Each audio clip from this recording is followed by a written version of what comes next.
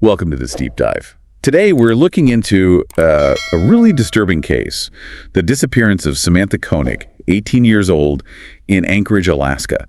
This was back in February 2012. Yeah, and the source material we have gives us a really detailed kind of step-by-step look at what happened right at the start and then how the investigation unfolded. It's chilling stuff. It really is. And you see how something that maybe looked one way at first just spirals. Absolutely. It starts, quite starkly, morning of February 2nd. Right. This little coffee kiosk, common grounds. A young guy comes in to open up for the day. And straight away, something's off. The employee door unlocked, which apparently was not the norm after Samantha's shift. No, not at all. The small detail, but yeah, the first sign. And then he sees the cash register is also unlocked and empty. All the money's gone. Okay, so first thought is maybe robbery, right? Makes sense. It does. But then there's Samantha. Her boyfriend, Dwayne, was meant to pick her up the night before, around 8:30. But he was late, work stuff, gets there, the kiosk is dark. No Samantha. And his mind initially goes to this fight they'd had over text earlier that night. Yeah, you can see how he might think, okay, maybe she's mad, maybe she just left. Not necessarily something terrible. Exactly. That personal stuff can sometimes, muddy the waters at first. So Dwayne goes to Samantha's dad, James. And they start trying to reach her. Calling, texting, nothing. Until James gets this text message, and it seems like it's from Samantha. Yeah, saying she needed time, she was with friends, tell Dwayne. Something like that. But James, he knew his daughter. He'd raised her since she was tiny, and he just knew that text wasn't her.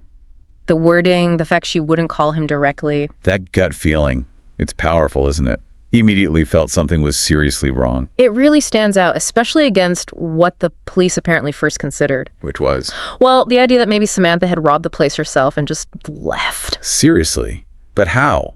She didn't have a car that night. Exactly. And the weather in Anchorage then, terrible. Freezing.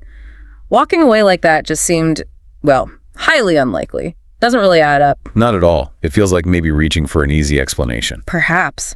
But then came the security footage from the kiosk. Ah, okay. The game changer. Even though it was grainy, no audio. Still, it showed everything. Or enough.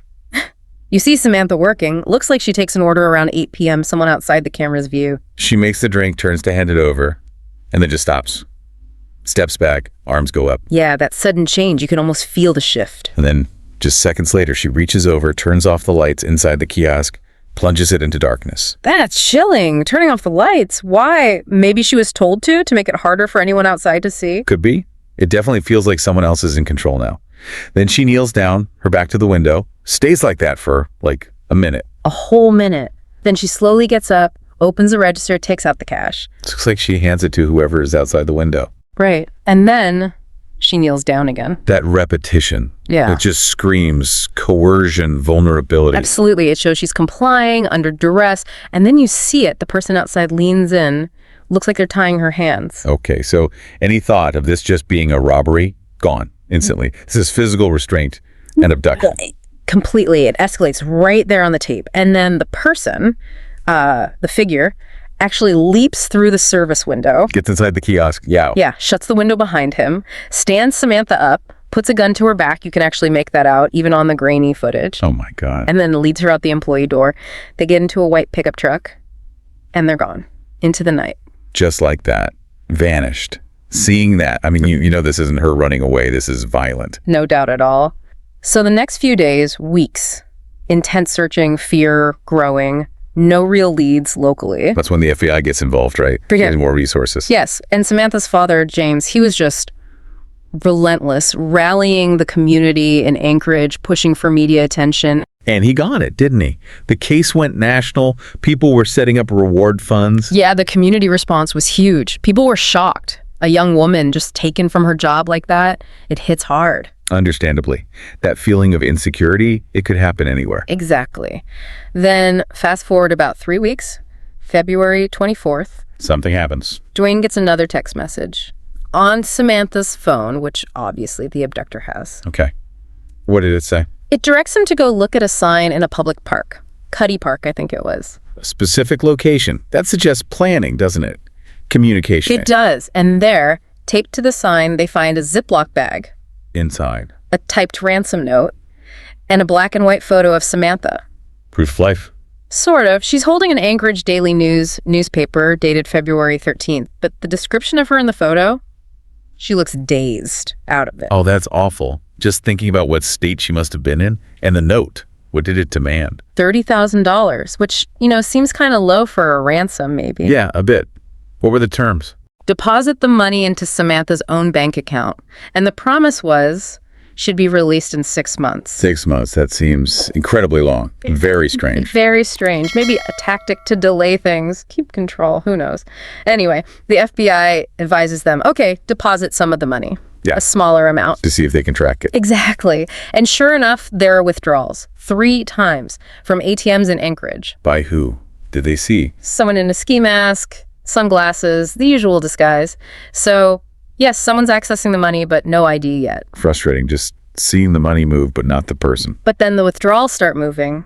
First Arizona, then New Mexico, then Texas. Whoa. So the person is traveling south, quite a distance. Yeah, it's like watching a trail, but always being a step behind. Until Texas. What happened in Texas? They get a crucial break. Law enforcement spots the vehicle the suspect was seen using during one of the ATM withdrawals, a white Ford Focus. Ah, a tangible link. Something concrete. Exactly. And that car is the key. March 13th.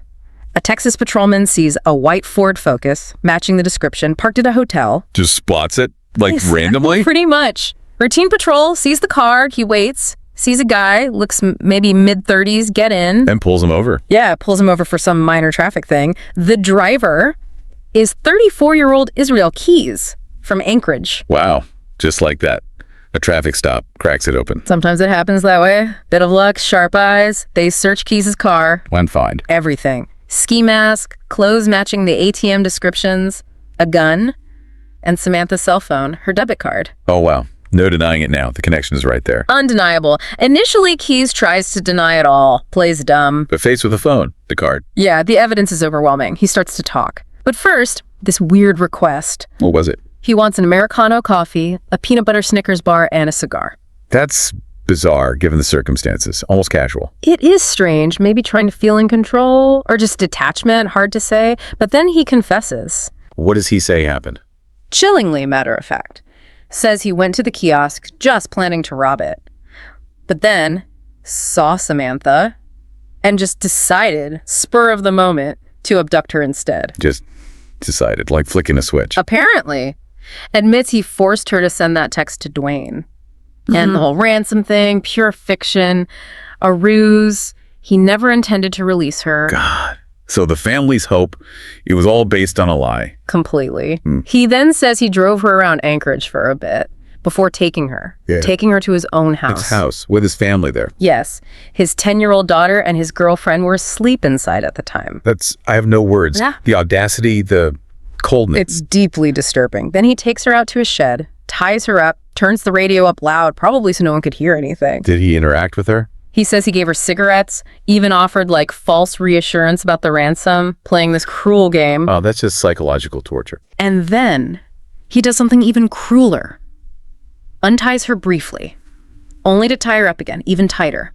And he actually notes her expression then. Says she looked resigned, like she knew. He noticed that and mentioned it. Yeah, it's a detail that really shows the calculated cruelty involved. Yeah. Then he assaulted her. Oh, no. And afterwards, she asked him, "Are you going to kill me?" What did he say? Just, "Yes, I am." Correct. No hesitation. None. He stabbed her, then choked her until she was dead. He even mentioned she'd make a sound after he stabbed her. Just silence. That's utterly heartbreaking. The terror she must have felt. Unimaginable. And what he does next, it's almost beyond comprehension. What? He goes inside, showers, wakes up his daughter, and then takes her on a pre-planned luxury cruise to New Orleans. For 2 weeks, he just went on vacation after murdering someone like nothing happened. Just carried on. The disconnect is staggering. When he got back from the cruise, he went back to the shed. To deal with her body. Yes. And this part is just macabre. He dressed Samantha's body, put makeup on her, braided her hair. Why? Why would he do that? It gets worse. He stitched her eyelids open. Stitched them. Wow. To take that proof of life photo, the one with the newspaper, to make it look like she was alive on February 13th, even though she was already dead. Oh my God, that's monstrous. The level of manipulation. It's horrific. After taking the photo, he dismembered her body and disposed of her remains in Manuska Lake under the ice. Discarded her. The depravity it's hard to grasp. It really is. And the story doesn't end there. It gets wider. How so? Keyes didn't just confess to killing Samantha. He admitted to killing an older couple, Bill and Lorraine Currier, in Vermont back in 2011. So, he's a serial killer. A prolific one. He revealed he had these kill kits, caches of weapons, zip ties, tools for body disposal, hidden all across the U.S. Kill kits, waiting for him. Yeah, so he could fly somewhere, pick up a rental car, grab a kit, and commit a murder, targeting people completely at random, and fly home, leaving almost no trail. Random victims. Just anyone. That's what he claimed. His motivation. He said he just enjoyed it. Enjoyed watching people die. Pure evil. No other way to describe it. And tragically, we may never know the full extent of his crimes. He died by suicide in his jail cell in December 2012. Before revealing all his victims. Yeah, he left behind some drawings. Based on those, the FBI estimated maybe 11 victims in total. But we don't know for sure. Could be more. It's a chilling unknown. And he said something specific about Samantha, didn't he? About when he decided to kill her. He did. He said he knew he was going to kill her the moment he saw her at the kiosk window. So the robbery, the abduction plan, Yeah. that was just instant. Instantly decided, the robbery, the ransom note later, all just part of the act. A complete fabrication. He was going to kill her from the second he laid eyes on her. So this deep dive, Yeah. it starts with a missing young woman, a possible robbery, and it just descends into this abyss. A calculated serial killer operating under everyone's noses. Yeah, the deception, the sheer randomness of Keyes' violence. It's profoundly disturbing. And the impact on Samantha's family, her community, just devastating. It's a stark reminder, isn't it, of how quickly things can turn, the dangers that can lurk unseen. Absolutely. Understanding these details, as hard as they are, gives you this really unsettling look into a mind like Keyes, driven by, well, the worst possible impulses. And it leaves you thinking, Samantha Koenig was just working her shift. In the wrong place at the absolute wrong time, targeted for no reason other than she was there. It really forces you to confront that fragility, how random violence can shatter everything and how evil can hide in plain sight. A truly sobering thought.